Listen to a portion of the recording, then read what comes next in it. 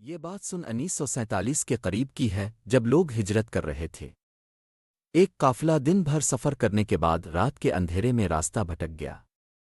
تھکن سے چاور سب لوگوں نے فیصلہ کیا کہ ایک پرانی ٹوٹی پھوٹی سرائے میں رات گزار لی جائے۔ وہ سرائے دیکھنے میں خوفناک لگ رہی تھی۔ دیواریں کالے دھوئیں سے بھری ہوئی، چھت کی لکڑیاں آدھی گری ہوئی تھیں۔ گاؤں والے کہا کرتے تھے کہ اس سرائے میں پہلے کئی قتل ہوئے ہیں اور جو بھی رات یہاں گزارتا ہے وہ صبح زندہ نہیں اٹے۔ قافلے کے پاس کوئی اور راستہ نہیں تھا۔ عورتیں تھکن سے بیٹھ گئیں، بچے سو گئے اور مردوں نے آگ جلا کر اپنے آپ کو تسلی دی۔ سب نے ایک دوسرے سے کہا، ہم اتنے سارے لوگ ہیں، یہاں کوئی خطرہ نہیں۔ رات گہری ہوتی جا رہی تھی، سب کے دلوں میں ڈر تو تھا مگر نیند کی تھکن نے سب کو خاموش کر دیا۔ آدھی رات تقریباً 12 بجے کے قریب اچانک ایک عورت کے رونے کی آواز گونجی۔ آواز اتنی دردناک تھی کہ سننے والے کانپ الفاٹ ہے۔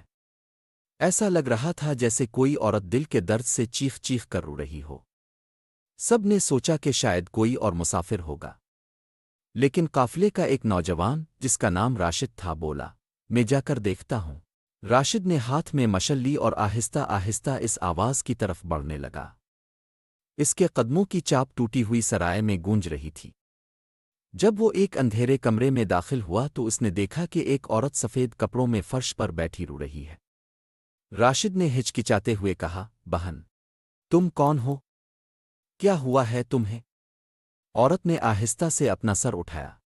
اس کا چہرہ آدھا جلا ہوا تھا اور آنکھیں اندھیرے میں چمک رہی تھیں۔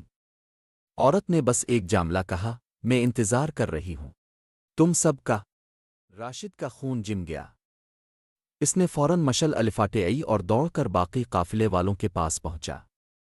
اس نے پوری بات سنائی، لیکن جب سب لوگ وہاں پہنچے تو کمرہ خالی تھا۔ سب نے سمجھا شاید راشد نے وہم دیکھ لیا، لیکن سب کے دلوں میں خوف بیٹھ گیا۔ صبح ہوئی، قافلہ روانہ ہونے لگا۔ جیسے ہی انہوں نے سرائے کا دروازہ کھولا، سب کے پیروں تلے زمین نکل گئی۔ سامنے دیوار پر تازہ خون سے لکھا تھا، تم سب اگلے مسافر ہو۔ کہتے ہیں اس دن کے بعد کبھی کوئی قافلہ اس سرائے میں نہیں رکا۔ لوگ آج بھی گواہی دیتے ہیں کہ اگر کوئی اس راستے سے گزرے تو آدھی رات کے وقت وہاں سے عورت کے رونے کی آواز سنائی دیتی ہے۔